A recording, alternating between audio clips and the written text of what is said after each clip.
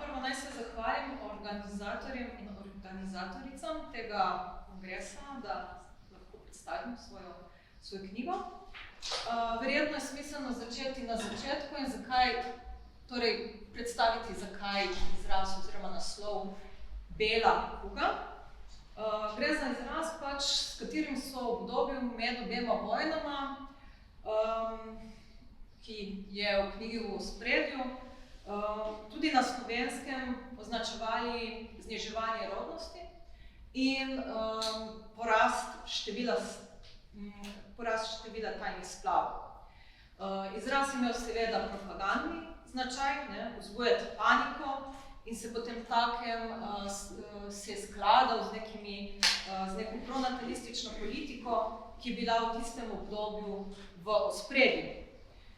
Pronatalistična politika je tedaj vidna tudi v zakonodaji, v knjigi na začetku postavim razvoj zakonodaje v daljši časovni kontekst, vendar se potem predvsem osredotočim na obdobje med obema vojnama in ta pronatalistična usmeritev je torej vidna v kazni glede splava. Poleg tega pa so uvajali številne druge zakone, s katerimi so poskušali spodbujati rodnost in tu naj omenim samo najbolj bizarnega, to je davek na samske moške. Potem ta pronatalistična usmeritev je razvidna tudi v takratnem diskurzu in celo v umetnosti, tako imamo na temo celo v Jugoslaviji posvečene celovečerne filme. Najbolj odločno so proti fenomenu, potem v knjigi bolj podrobno analiziram diskurs, kot je povsem pričakovano, so najbolj odločno proti fenomenu nastopili konservativno usmerjeni avtorji, zanje sta bila tako zniževanje rodnosti kot porast števila tajnih splavov, simptoma težkih socialnih razmer, a hkrati tudi splošne biološke in moralne degeneracije naroda ter sebičnosti tako imenovane nove ženske. Marksistično usmerjeni avtorji so nasprotovali tovrstnim pogledom, zato so tudi praviloma zagovarjali legalizacijo abortusa, vendar le delno, se pravi, zagovarjali so uvedbo določenih indikacij pri abortusu, čisto popolne legalizacije pa tudi v tem primeru niso zagovarjali. Potem pa imamo liberalni diskurs glede rodnostnega vprašanja, ki ni kazal tolikšne homogenosti, idejne homogenosti, kot recimo katoliški in marksistični diskurs. Na splošno so se postavljali nekoliko bližje tem antinatalističnim argumentacijam, zlasti, ko so polemizirali z katoliškim tiskom. V monografiji potem v nadaljevanju podrobneje predstavim, kako so na vsa ta vprašanja gledala ženska društva oziroma ženske zbranja tudi okoli ženskih revij. Zanimivo, da so njihova mnenja bistveno bolj heterogena, kot bi se pričakovalo na prvi pogled. Gotovo pa so prav nekatera, kot vidimo, ženska društva najbolj odločno se postavila v bran delni legalizaciji abortusa in v ta namen organizirala tudi zborovanja, med drugim tisto najodmevnejše leta 1933, na katerim je nastopila med drugimi tudi Alojzija Štebi, Angela Vode, Harringtona in podobno. Potem morda zanimivejši del knjige. V drugem delu poskušam rekonstruirati zgodbe vse, ki so bile v obravnavanem obdobju vpletene v abortivne prakse, kar mi predvsem omogoča analiza sodnih spisov iz mariborskega in celjskega okrožnega sodišča v tistem času.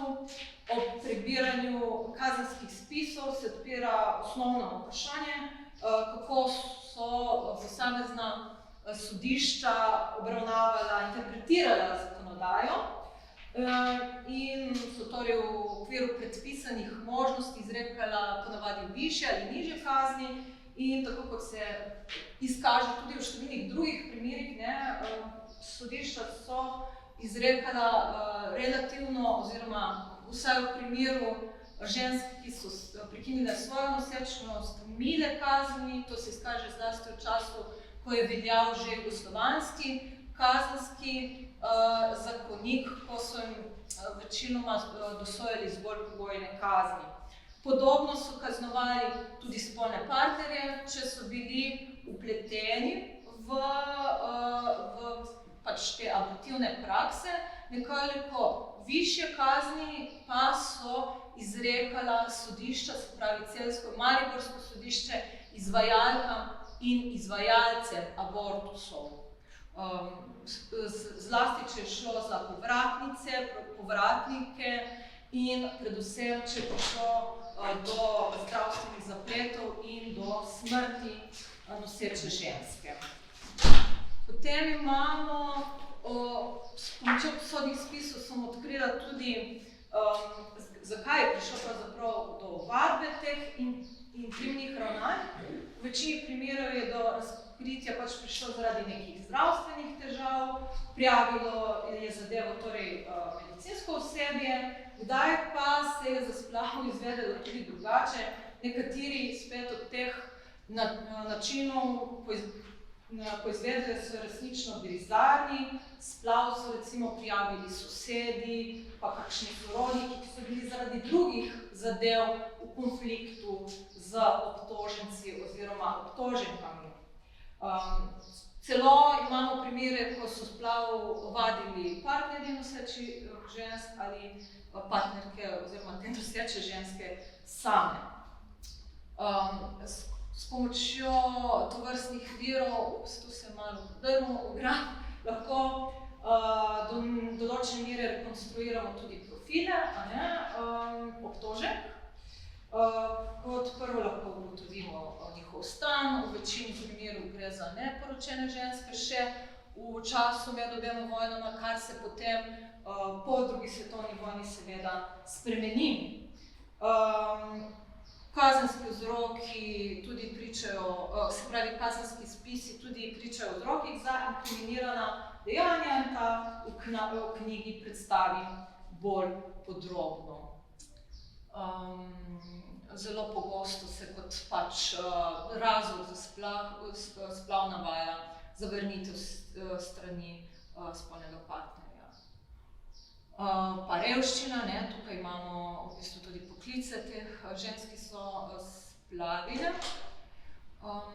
Potem pa, kar je posebej zanimivo, s pomočjo sodnih virov do neke mere lahko ugotovimo, kako so ženske same percipirale svojo nosečnost in splav.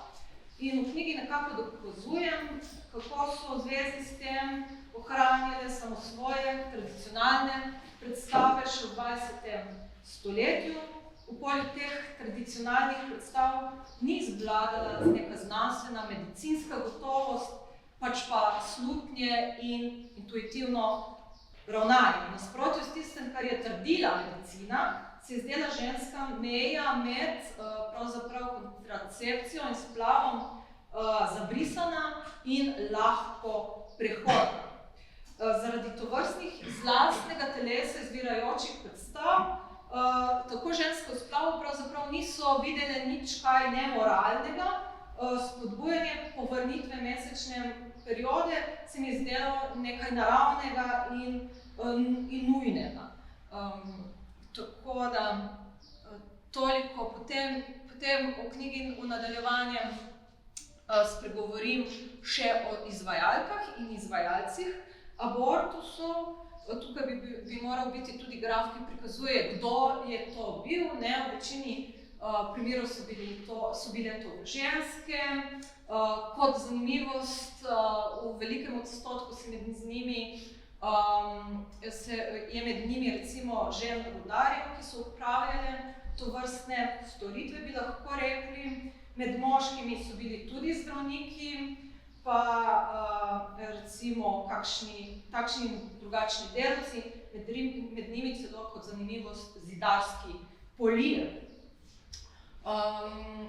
Kazenski spisi tudi pripovedujejo o sredstvih, ki so jih te izvajalci in izvajalke uporabljali.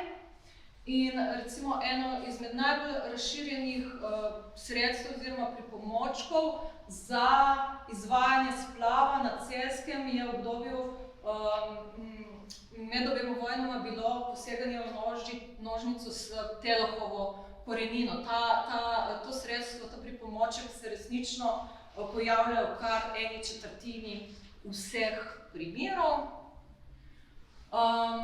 Potem se seveda v knjigi sprašujem, če se ta profil izvajalcev in izvajalk abortusov, ki ga prepoznamo s kazenskimi spisi in podobnimi viri, sklada z profilom, ki je v ospredju v takratnem javnem diskurzu. V javnem diskurzu so jasno tovrstni izvajalci in izvajalke demonizirani in knjiga predstavlja, če ta pogled nanje odraža tudi neko resnično stanje. Potem pa na koncu bi lahko zaključila, da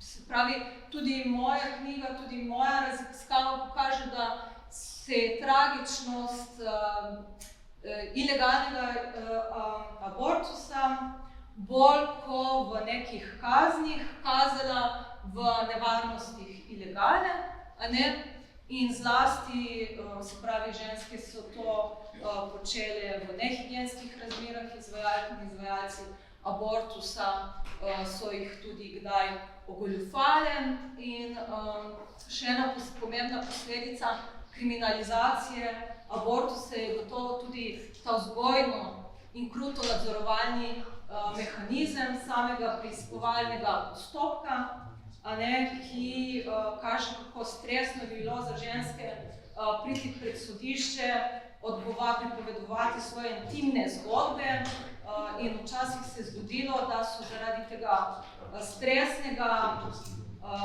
okolja na sodišču, preiskav, ki so se lahko vlekle mesece in mesece, ženske celo storile kakšna nepričakovana dejanja. Imamo tudi primere samomorov, ne zaradi samega dejanja splava, ampak zaradi stresa, ki so ga doživele ženske zaradi tega, ker so prišle pred roko pravice. Hvala za pozornost in če bo kakšno vprašanje v prihodnosti. Mislim, da daljše od 15 minut.